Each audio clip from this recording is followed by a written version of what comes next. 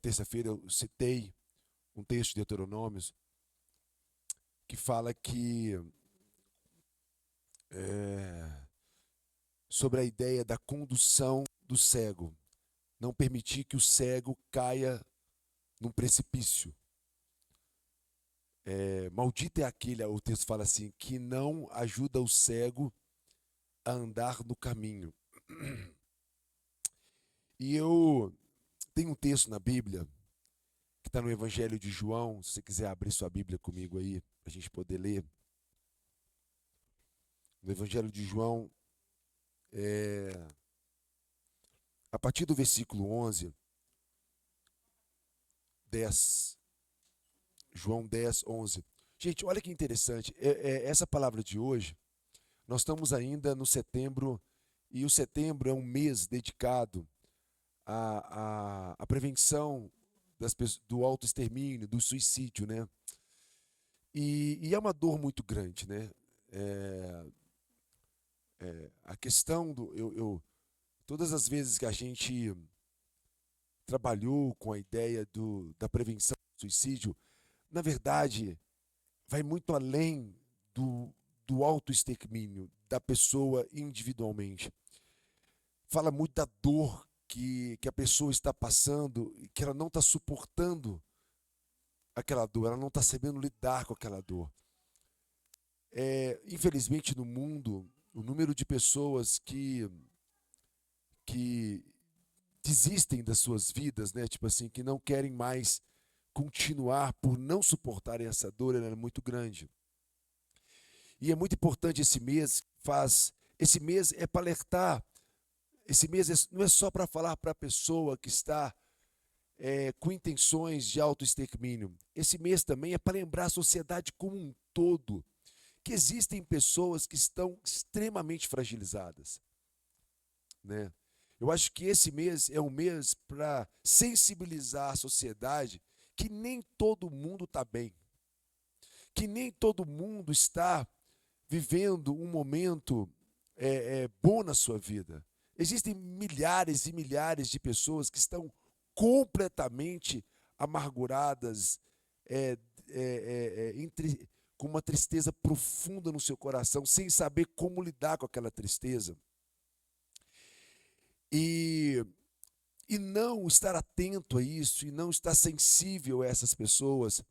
Eu tive muitos testemunhos na minha vida de pessoas que estavam prestes a cometer um suicídio. Eu lembro que um dia eu estava andando de carro aqui na Prudente de Moraes, eu estava dirigindo um carro, eu estava com o meu telefone ligado no áudio do carro, sabe? E meu telefone tocou, Dante. O cara falou comigo assim, alô, é o Cacá que tá falando? Eu falei assim, é. Ele falou, uma pessoa passou seu telefone para mim. Eu falei assim, é mesmo? Ele falou, então, é o seguinte, Cacá, eu tô aqui agora, eu tô aqui no 15º andar do meu prédio, e eu quero só te falar que eu vou pular agora, e eu só tô te ligando agora só porque me falaram que você é um cara legal, que trabalha com pessoas, eu queria saber se você tem alguma palavra para me fazer desistir. Desse jeito, gente. Assim, eu dirigindo, eu falei, peraí, você tá onde? Eu tô no 15º andar do meu prédio, eu tô olhando lá para baixo e eu vou pular. Eu falei assim, cara, onde você mora? E eu dirigindo a Prudente, descendo a Prudente Moraes. Eu lembro que eu estava em frente ao Pitágoras quando ele me ligou. E eu continuei descendo, dirigindo, conversando com ele, pensando o que eu vou fazer. Aí eu atravessei a Contorno, eu não sei como é que chama aquela rua depois da Contorno ali, esqueci o nome dela, a continuidade da Prudente ali, esqueci. Alguém sabe, alguém lembrei? Aí eu tô dirigindo, de repente, chegou uma hora que foi tão tenso que eu parei o carro. Eu estacionei o carro e falei assim, mas aonde você mora? Aonde você tá? Não, me dá uma palavra. Eu falei, você tá onde, cara? Aí eu tô na rua tal, número tal. Gente, acredite se quiser, eu tava a um quarteirão da casa dele.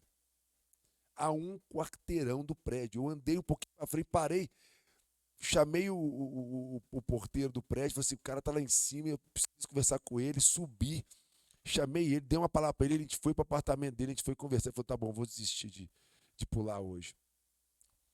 E ele tinha uma dor muito grande no coração dele. Ele era um cara assim que vivia um drama muito, muito grande mesmo, assim. E ele não aceitava muita coisa na vida dele, ele rejeitava muitas situações. E todas as semanas, eu já contei isso aqui algumas vezes antes, todas as semanas, em algum dia da semana, na madrugada, meu telefone tocava, ele fazia, eu tô aqui de novo, no 15º andar do prédio, e eu vou pular. E eu falava, cara, não pula, e conversava com ele, pá, não, tá bom, vou desistir. E desistia. E ficou assim, gente, foi mais de um ano, toda semana, um dia da semana, na madrugada, ele me ligava. A Carla já até sabia já que tocava o telefone, não era a outra não, era o cara me chamando. Não, amor, não preocupa não, é um amigo lá, com certeza, ele está precisando de ajuda agora. E eu levantava todas as madrugadas, até um determinado momento que eu viajei, fiquei mais ou menos uns 20 dias em Manaus, num projeto com a nossa escola de treinamento missionário, e lá não pega o telefone direito, tinha momentos que lá a gente ficou numa tribo lá que não pegava nada, e numa dessas madrugadas ele me ligou e eu não atendi. E ele pulou, você acredita nisso? Ele pulou, mano. Mas foi uma coisa muito, muito doida mesmo, porque ele pulou, e aonde ele pulou, ele desceu. Do lado do prédio onde ele morava, tinha uma lanchonete, um hambúrguer, uma hamburgueria, e ela era feita de telha de galvanizado. Não é que o cara caiu em cima da hamburgueria, a telha de galvanizado segurou ele, e ele não morreu? Surreal, cara. Ele não morreu, cara. Quebrou tudo, quebrou tudo. E eu fui visitar ele e falei, camarada, você pulou, cara. Porque tem hora, a gente não pode, é aquele negócio tipo assim, não pode pagar para ver, você não pode duvidar da dor do coração da pessoa, né? Porque é algo muito, muito profundo. E uma das coisas, eu estava pensando essa semana sobre isso, e pensando também sobre outras questões, coisas que nós. Gente, essa palavra que eu quero dar para vocês hoje é para sensibilizar os nossos corações, é para aumentar a nossa responsabilidade pelo outro, é para gerar em nós um sentimento que nós não estamos nesse mundo sozinhos, nós não somos seres totalmente isolados da realidade, da sociedade, nós somos cidadãos, nós fazemos parte de, um, de, um, de uma sociedade que uma pessoa tem que entender que ela pode contar com a outra pessoa. E Jesus ele dá uma palavra muito poderosa. Olha o que ele fala aqui, gente. E eu gostaria que vocês prestassem bem atenção. Ele diz assim: eu sou o bom pastor. Cara, é tão poderoso isso. E ele diz assim: o bom pastor, ele dá a vida pela ovelha. Cara, isso é sensacional, né? O bom pastor, ele não foge da sua responsabilidade. O bom pastor, ele realmente se importa com a dor que está no seu coração. Jesus, ele não brinca com a nossa dor. Hoje, o Ivan Salles mandou para mim um vídeo de um médico que ele estava analisando a dor que Jesus sentiu no seu braço. Você viu esse vídeo, Carlos? A dor que Jesus sentiu no braço, o Ivan mandou para mim, não sei se é porque está operado, está sentindo, não sei se você sensibilizou, ele mandou. Mas o médico falando da dor que Jesus sentiu, ele analisando o tipo da dor. Assim, o tamanho da dor de um prego enfiado aqui na posição onde o prego foi enfiado. E toda aquela dor, toda aquela agonia que ele sentiu, de alguma forma ele estava se identificando com a mais profunda dor que nós, seres humanos, podemos sentir. Quem está entendendo o que eu estou querendo falar? Porque ele não foi negligente ou indiferente em relação a essa dor. Pelo contrário, naquele momento ele estava levando sobre si toda a dor do mundo. Todas as causas que provoca as mais profundas dores. Jesus, quando ele disse, eu sou o bom pastor. E Jesus, ele não lutou contra carne nem sangue. A batalha espiritual, gente, talvez a pessoa ela pense em autoextermínio ou ela se autoextermina, ela não está lutando contra ninguém. Ela está lutando contra uma dor provocada por situações que são diversas da sociedade. E uma delas é a morte. Jesus é quando ele enfrenta a morte por nós, para nos libertar do medo.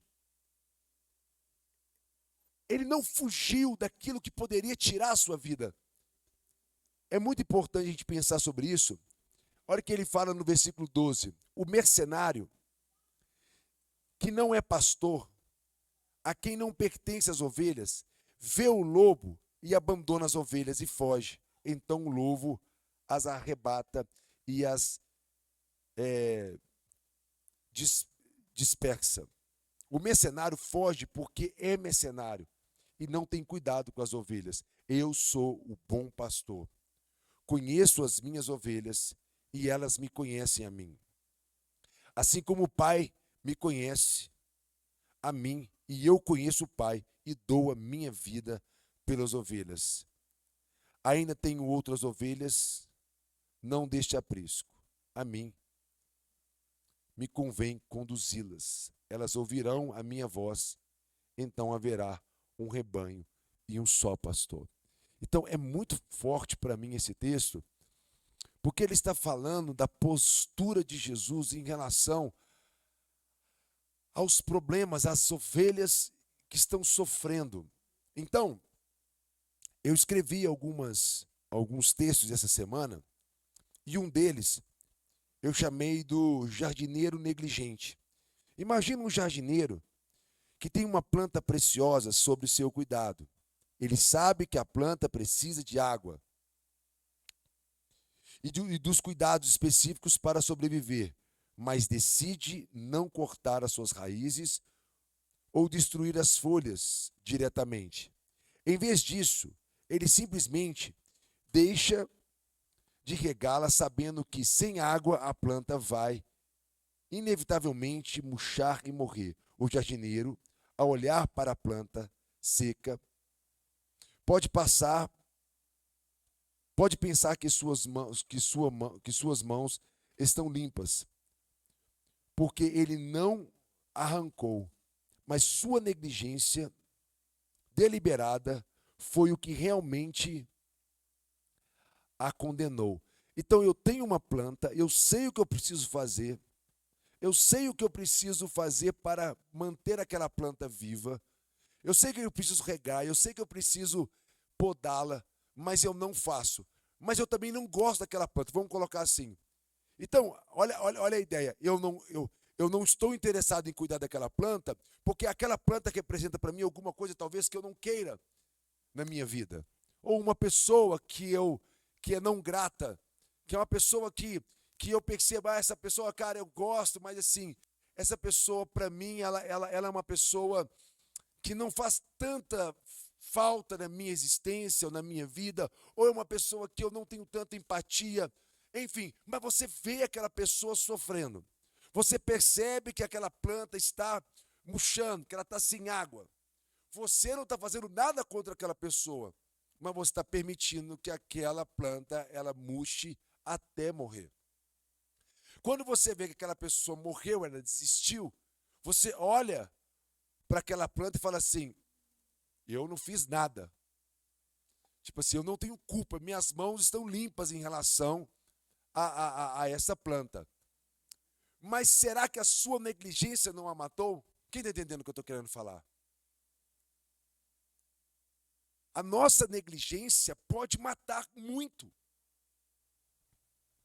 Quando a gente é indiferente, por exemplo, gente, o Brasil, em 2018, por exemplo, foi uma das coisas que eu mais falei, era o país que mais morre jovens negros de periferia por questões relacionadas ao crime.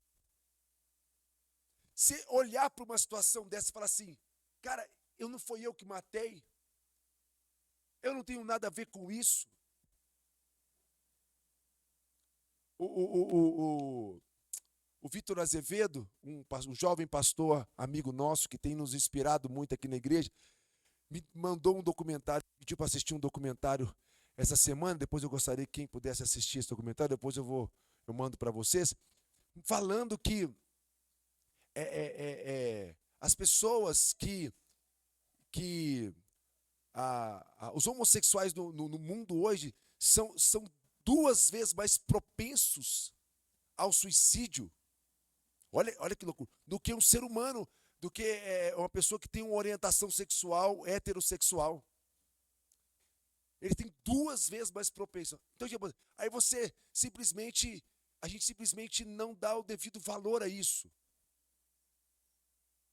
pessoas que sofrem de depressão, pessoas. Tem um monte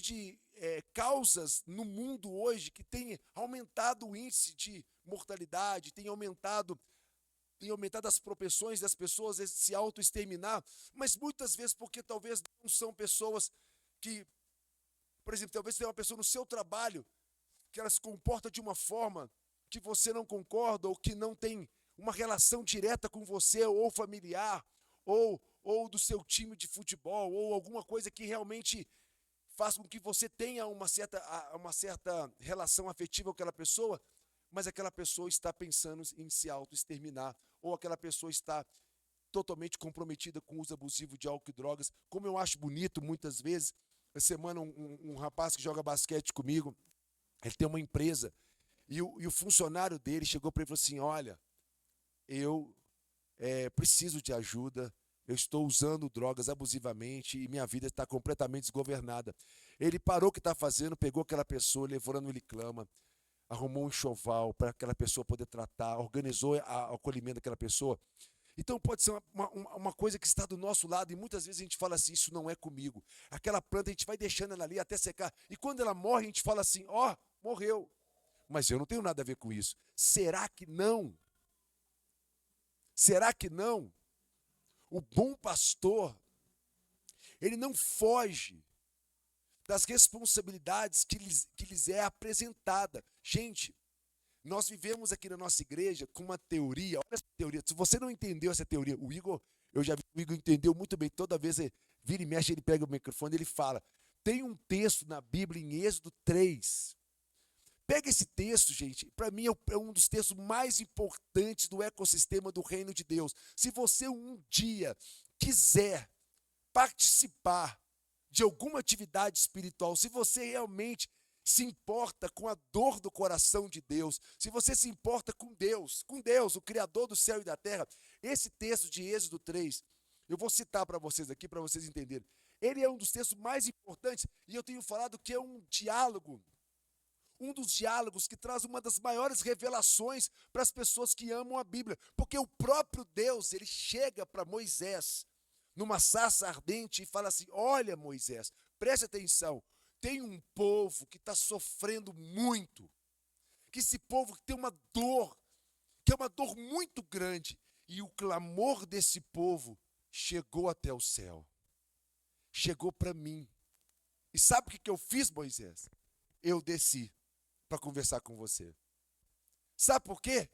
Porque eu quero te dar muito poder para você ir libertar esse povo. Então, entende esse ecossistema?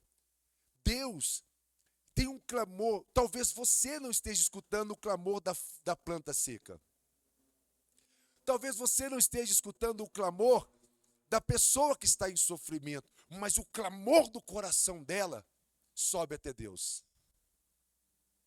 Quem está entendendo? Hoje, em todas as pessoas no Brasil e no mundo, no Setembro Amarelo agora, que nós estamos fazendo uma chamada, né? Eu estou usando esse culto de hoje, talvez para a gente poder fazer menção sobre essa campanha, como é que pode se dizer, como é que pode chamar é uma campanha, né? Setembro Amarelo, para chamar a atenção das pessoas para essa questão. Existe uma dor no coração de Deus todas as vezes que uma pessoa desiste da sua vida.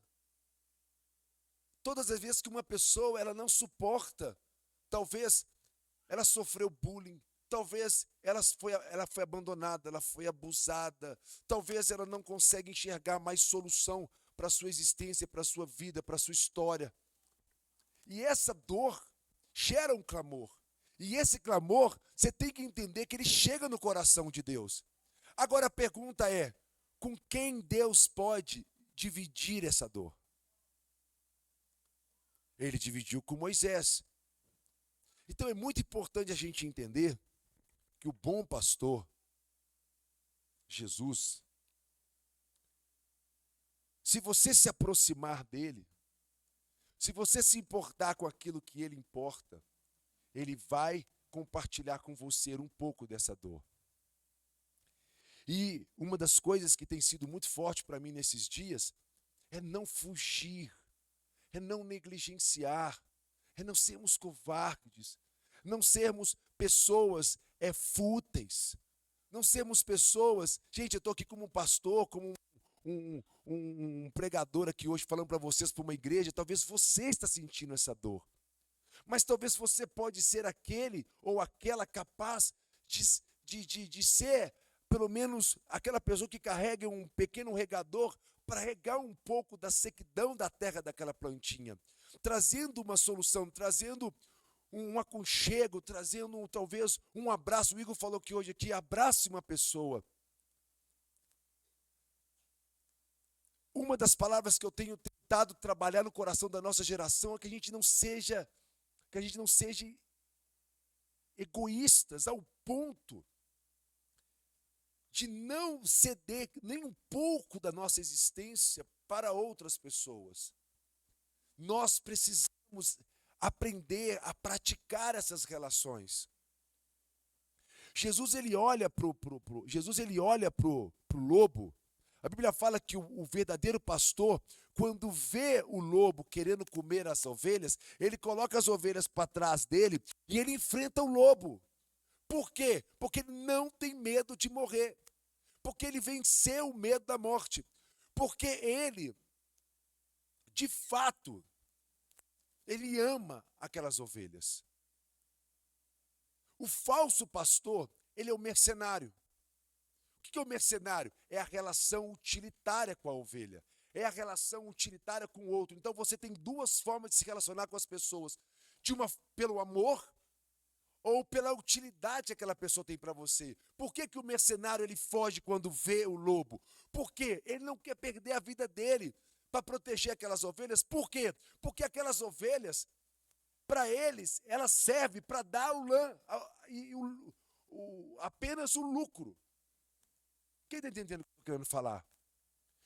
Assim também somos nós nas nossas relações. Nós nos relacionamos com as pessoas por quê? Porque você pode me ajudar? Ou porque você é útil para mim? Ou porque você pode me favorecer em alguma coisa? Essa relação utilitária, ela é tóxica.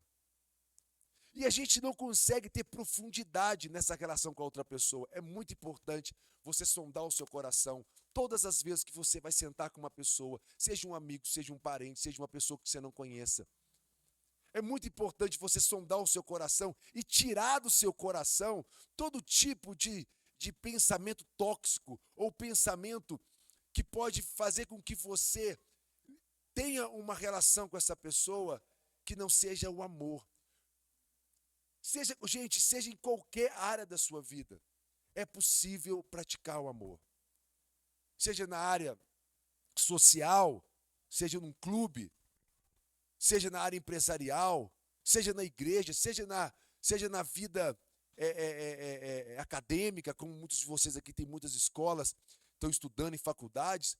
Em todos os lugares, nós podemos ser pessoas diferentes, nós podemos ter uma relação com as pessoas a partir de um ponto de vista em que essas pessoas não são descartáveis, em que essas pessoas não são pessoas que não são dignas e não são dignas da atenção e do amor. Por que eu estou falando isso para vocês?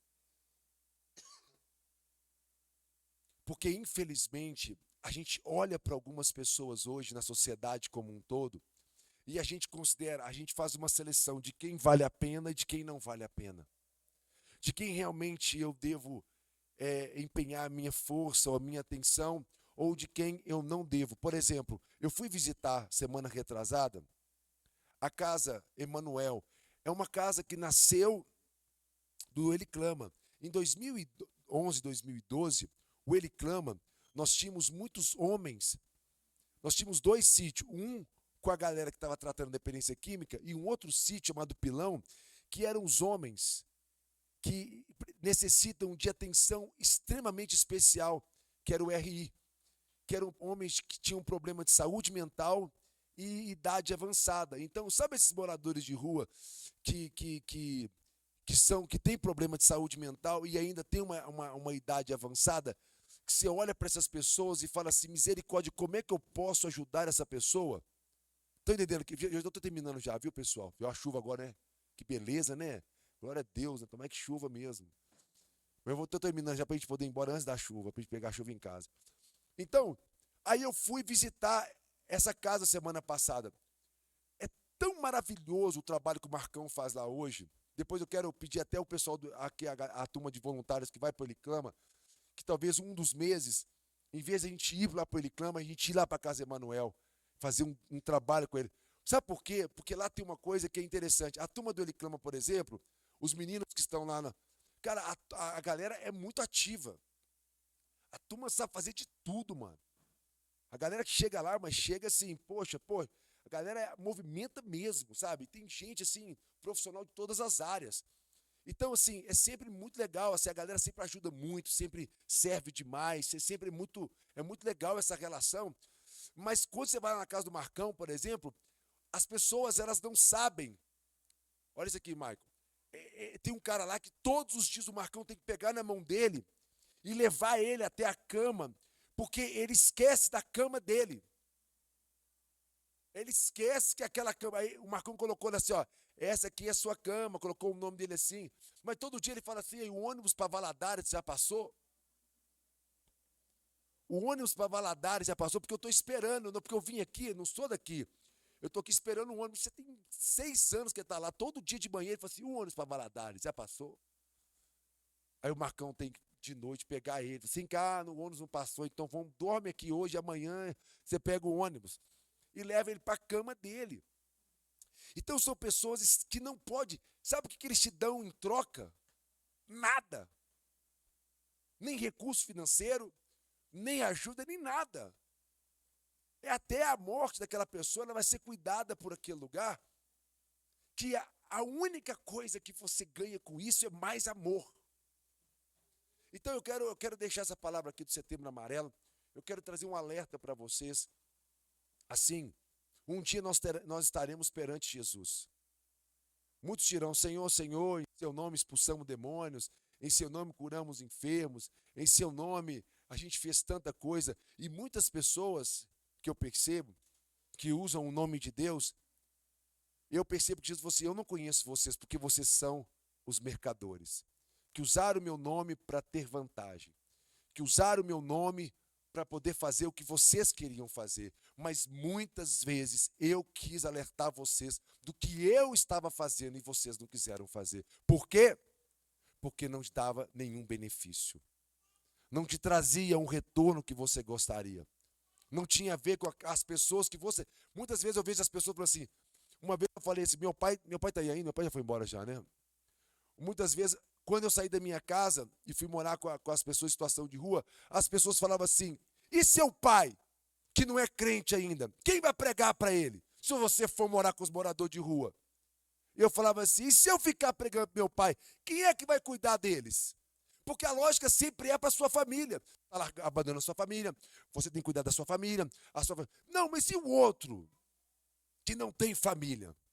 Hoje, para a glória de Deus, meu pai está vindo aqui na igreja, aqui, ó, é o crente mais pontual. Ele chega antes de todo mundo, senta no sofá, ele fica esperando.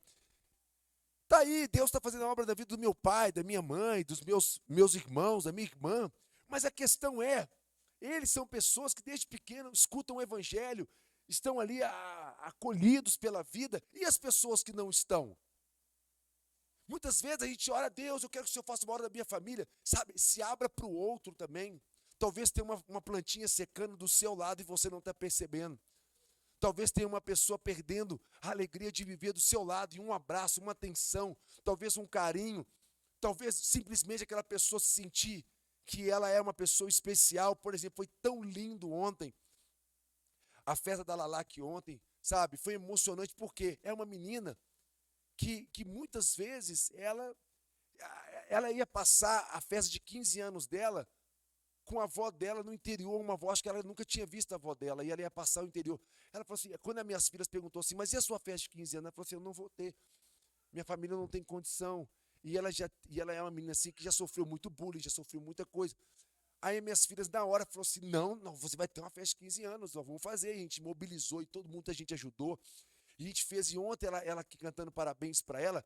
O que nós estamos falando para ela? Que ela é especial, que ela é única, que ela é uma pessoa maravilhosa e que Deus ama ela. Então é muito importante todo o esforço que a gente puder fazer para comunicar para as pessoas. Cada um de vocês que está aqui, vocês são muito especiais, vocês são únicos, são pessoas maravilhosas, são pessoas que são dignas de todo amor, de todo carinho, de toda atenção, de toda. E lembre-se que em vocês existe um rio que flui, existe uma água saindo de você.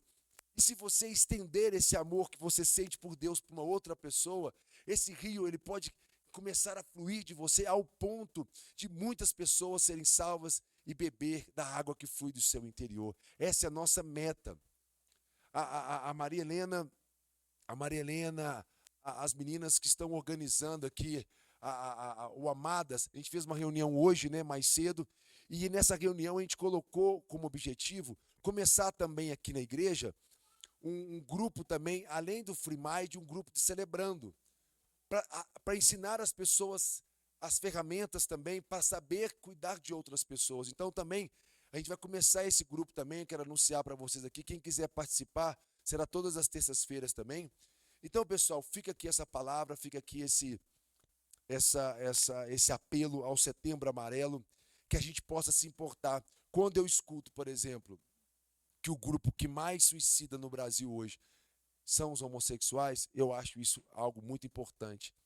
A gente tem que pensar assim, o que a gente pode fazer para evitar isso? O que nós podemos fazer para não deixar que eles tirem suas vidas? Eu acho isso muito importante, não sei se dói no seu coração, mas dói no meu coração saber que uma pessoa. Esse dia eu estava conversando com quem não assistiu o podcast do Kennedy, por exemplo. O Kennedy, por várias e várias vezes, ele tentou o autoextermínio. Ele tentou tirar a vida dele, porque a mãe dele, a avó dele, falava para ele que homossexualismo era pecado e que ele ia para o inferno. Ele falou assim, já que eu vou para o inferno de uma vez, já vou tirar minha vida já, vou acabar com essa dor. Porque, na verdade, não é que eu estou querendo morrer, é que eu estou querendo acabar com uma dor. A dor da exclusão, a dor de não me sentir parte de nada, a dor de não ter perspectiva para o futuro da minha vida, a dor de saber que as pessoas não vão me aceitar por questões de orientação sexual, a dor de saber que eu vou sofrer bullying, vou sofrer assédios, vou sofrer atentados. No Brasil é o país que mais mata homossexuais no mundo por aquilo que eles são, não por aquilo que estão fazendo. Isso é loucura. Então, eu faço um apelo também a esse grupo, que é o grupo que mais sofre no Brasil hoje com a questão do autoextermínio. Então, eu acho que a gente precisa sim ser uma igreja que se importa.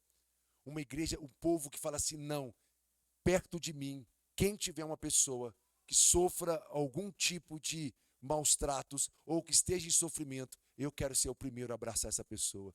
Eu quero ser o primeiro a falar assim, ei, talvez é o que eles pensam, mas o que eu penso de você é completamente diferente. Que a gente possa ser conhecido pelo amor, gente. Isso é maravilhoso. E fica aqui a minha mensagem de hoje. Fica aqui o meu apelo para que a gente aumente a nossa consciência, para que talvez na sua oração, se você tiver coragem, você falar para Deus assim, ei Deus, compartilhe um pouco do seu sofrimento comigo. Se você tiver coragem, fala assim, ei Deus, eu estou aqui disposto a de alguma forma trabalhar um pouco para aquilo que tem feito seu coração sofrer. Sabe, todas as vezes que eu fiz isso, me dei muito mal mesmo. Deus te coloca em cada enrascada absurda, mas ao mesmo tempo você tem a oportunidade de trabalhar com o Criador do céu e da terra. Você tem a oportunidade de estar junto, trabalhando com, não é nem para, é com. Nele você pode viver, se mover e existir. Amém? Vamos ficar de pé? Já prolonguei bastante no meu horário aqui hoje. Desculpa aí passarmos do horário. Senhor, em nome de Jesus, eu quero te agradecer por essa noite. Quero te agradecer por essa palavra. Quero te agradecer porque o Senhor tem nos congregado neste lugar, Pai. O Senhor tem usado este lugar para nos inspirar, para nos impulsionar, para nos provocar, Pai.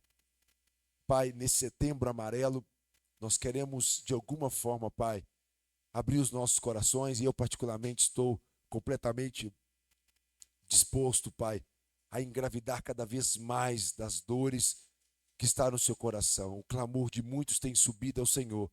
E nós oramos para que o Senhor desça e compartilhe com a gente. Que o Senhor venha e coloque dentro de nós aquilo que o Senhor enxerga que nós podemos fazer pelo outro, Pai. Que nós possamos, cada um aqui na sua individualidade, no seu dia a dia, perceber, ter sensibilidade. Tire de nós a indiferença, Pai. Tire de nós a frieza de coração. Aumente dentro de nós, Pai, a paixão, o amor. Que nós